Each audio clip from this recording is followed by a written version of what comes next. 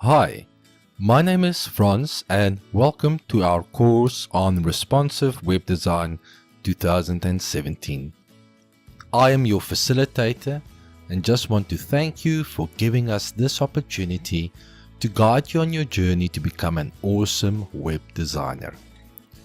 If you are here because you want to start a rewarding and creative career in web design, then I want to reassure you that you are on the right track.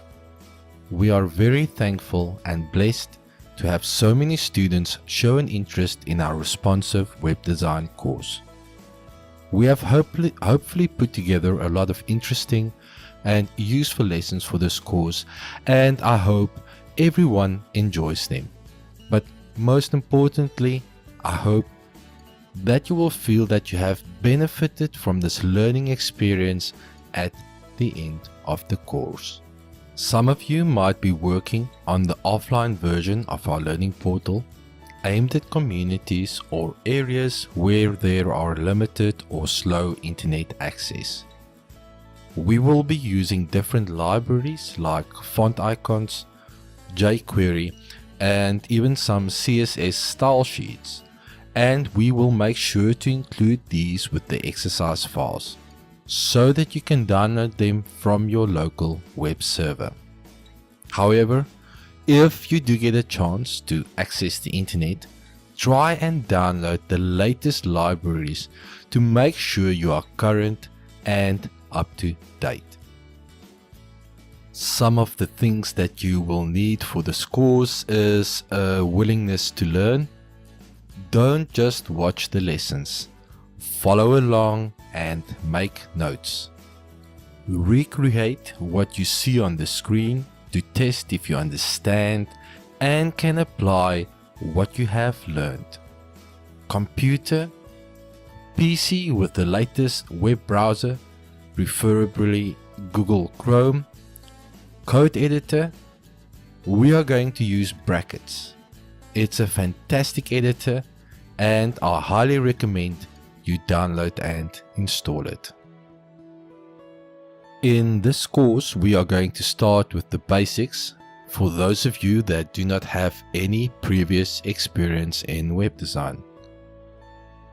We will try to focus on the latest technologies and trends that are currently used in the web design industry to ensure that the skills you learn are relevant and up to date.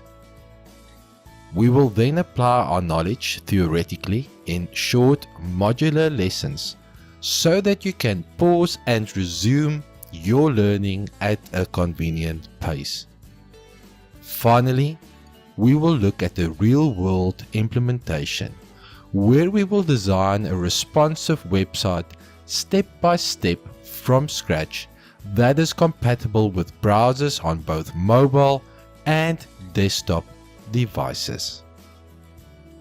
Some of the technologies that we are going to use in this project is HTML5 to structure our document, CSS to style our document, and jQuery to add some basic animations and also to help us with the mobile navigation menu.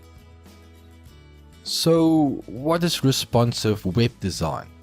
Responsive web design is an approach to web design aimed at allowing web pages designed for desktop to also be viewed on a tablet and mobile phone. Responsive web design is about combining CSS with HTML, which I will explain in a little more detail later in this lesson. Before we continue, let me open up Google Chrome and explain what I mean with responsive web design using an example.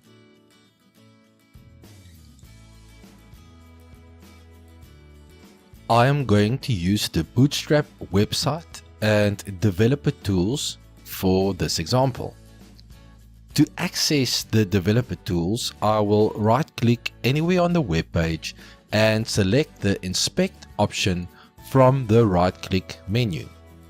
On the right-hand side of my screen is the code view, and on the left hand side is a preview of our website.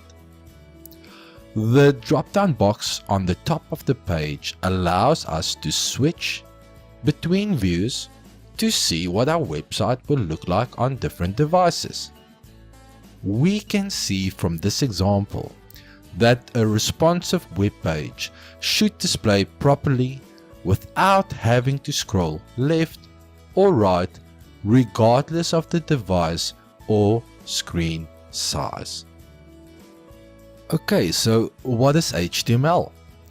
HTML stands for Hypertext Markup Language, which at the time of this lesson is 5 and it is the latest version.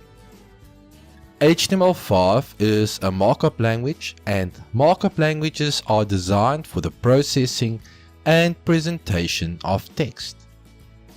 The language specifies code for formatting both the layout and style within a text file. The code that is used to specify the formatting are called tags or elements. This might sound a little confusing, but I will demonstrate what I mean visually in a later lesson, and you will see how easy it is to use tags or elements to format a page. Let's have a look at some example HTML code. The code on the right will render the result on the left within a browser. H1 is used to format the text between the open and closing tag as a header. P is used to format the text between the open and closing tag as a paragraph.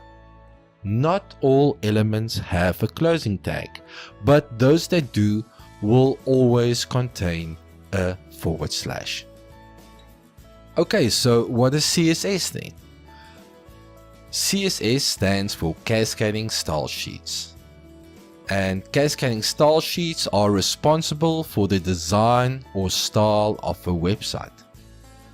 This will include the layout, visual effects, and background color. CSS also allows us to create different views on different types of devices, such as large screens, small screens, or even printers. CSS is independent of HTML and can be used with any XML-based markup language. Let's have a look at some sample CSS code. The code snippet on the right shows us that we can style the type of font, font size, color, and if we want, also add a border to our heading element using CSS. We applied a different style to our paragraph element, like a different font, font size, and color.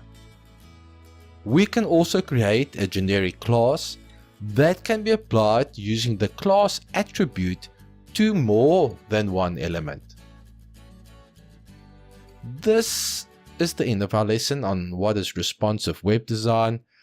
In the next lesson, we are going to be looking at the text editor that we are going to use to create our web pages.